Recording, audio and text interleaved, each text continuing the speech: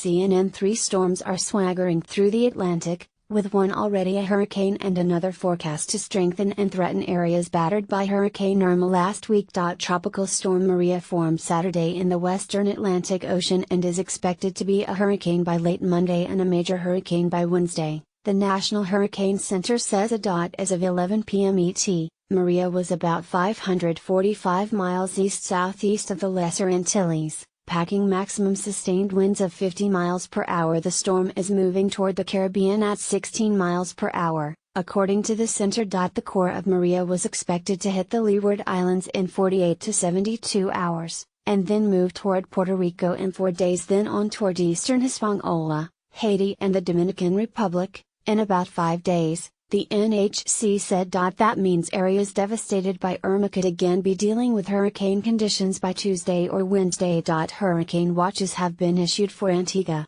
Barbuda, St. Kitts, Nevis, and Montserrat, Guadeloupe, Saba and St. Eustatius, St. Martin, and Anguilla.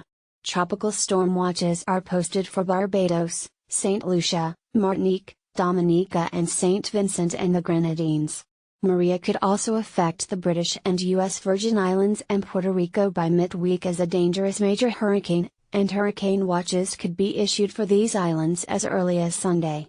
Interests in these areas should monitor the progress of Maria and follow any advice given by local officials, the NHC said. The center warned that rapid intensification was a distinct possibility and it would be no surprise if Maria got significantly stronger than currently forecast.